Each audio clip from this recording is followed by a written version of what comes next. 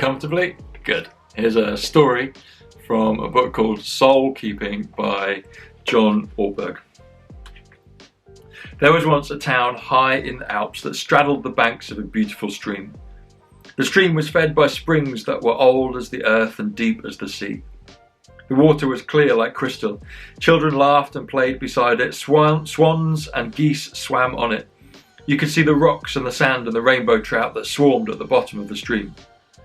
High in the hills, far beyond anyone's sight, lived an old man who served as keeper of the springs. He had been hired so long ago that no one could remember a time when he wasn't there. He would travel from one spring to another in the hills, removing branches or fallen leaves or debris that might pollute the water, but his work was unseen.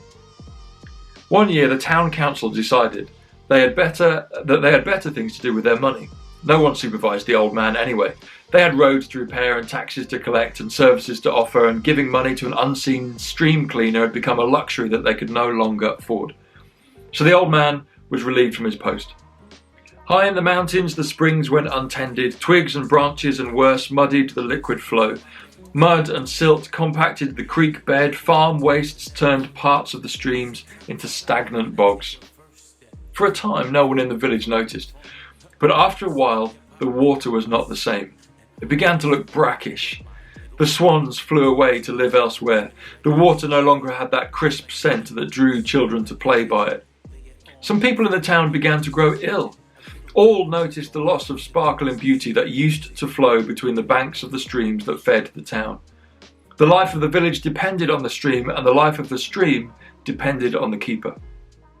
The city council reconvened. The money was found. The old man was rehired. After yet another time, the springs were cleaned. The stream was pure. Children played again on its banks. Illness was replaced by health. The swans came home, and the village came back to life. The life of a village depended on the health of the stream. The stream is your soul, and you are the keeper. So, if I'm the keeper of the stream, what is it that I do to bring back life to it? There was apparently this report that was delivered to an American Senate subcommittee back in 1967, and the report stated that by the year 1988, the average American would work for 22 hours a week. 22 hours a week. Oh, and they'd only need to do that for 27 weeks of the year. There was so much that was being invented that would speed up people's lives. You could now put your dishes in a machine to wash them. You could now get a shirt that didn't need ironing. The cars had controls that you didn't even need to change gear. You could set cruise control on them. They had fridges, which meant you could shop for weeks at a time rather than days and hours at a time. There were so many technological advances that they believed that we'd be able to work for 22 hours a week only, and we'd only need to do it for 27 weeks a year. The rest of the time, said the report, that all the people that had given up half of their work life, as we would see it, would be able to go to the beach, they'd be able to go to the park, they'd be able to sit around a table with friends, they'd be able to play frisbee and enjoy a barbecue. They'd be able to invest in leisure and time off, because that was a great ideal pursuit. Doesn't it feel different today? Imagine if you met somebody who boasted about the fact that they only work part of the time and they only do it for that part of the year, and the rest of the time they just bum around on the beach. You would think about that person that they're not doing things right. Somehow they're not contributing enough to this world. Author Brené Brown said this: "It takes courage to say yes to rest and play in a culture where exhaustion is seen as a status symbol." There's this old biblical concept of Sabbath. It's this word that means literally, at its most literal, to stop. We first encounter it right at the beginning of the Bible in this poem about how the world and everything came to be. And if you've ever got caught up on some left field argument about whether the poem is literal or not, just ignore that, that's nonsense. But the poem was meant to tell us so much more than that. It was meant to colour in vividly the nature and character of God and the universe and you and me. And in this poem, this story, God creates everything and then he Sabbaths. He stops. He takes time off.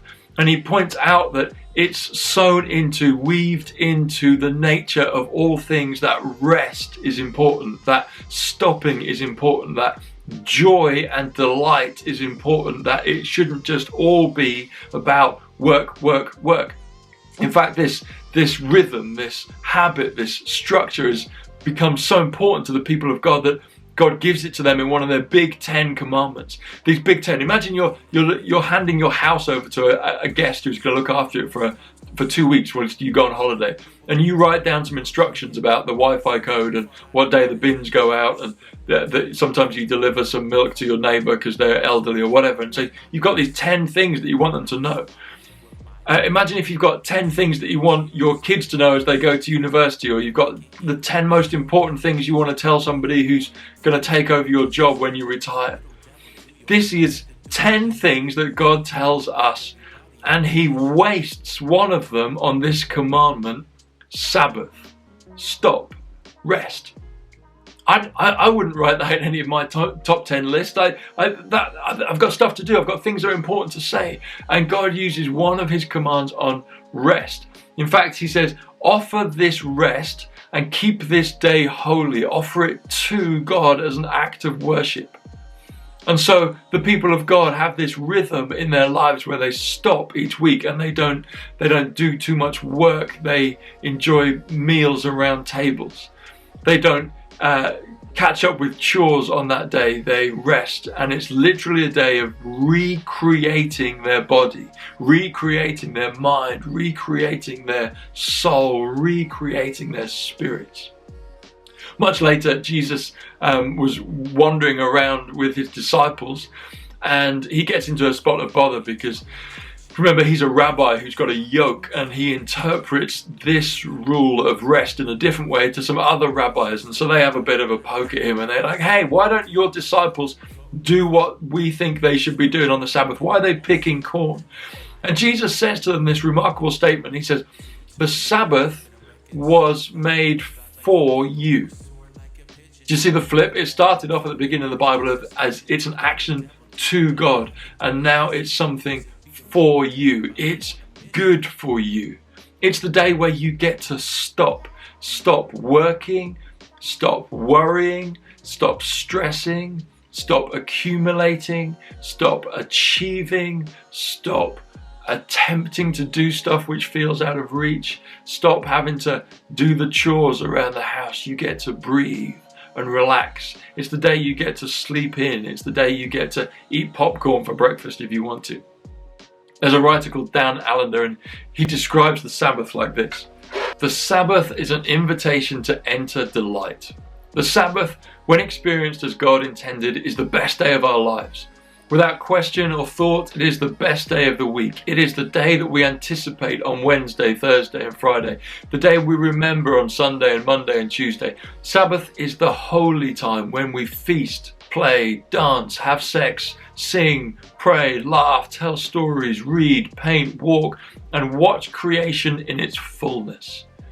Few people, he says, are willing to enter the Sabbath and sanctify it, to make it holy, because a full day of delight and joy is more than most people can bear in a lifetime, let alone a week.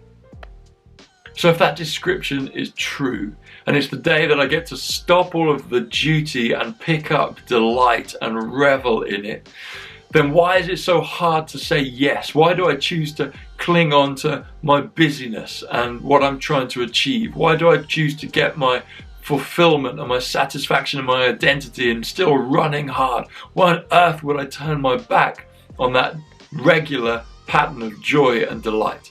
What is it about me that keeps me hurrying and checking on my emails? That's what we're going to dive into next, as we think, what is it about us that keeps us and prevents us from saying yes to that? And then when we become people that want to say yes to it, how do we actually do it?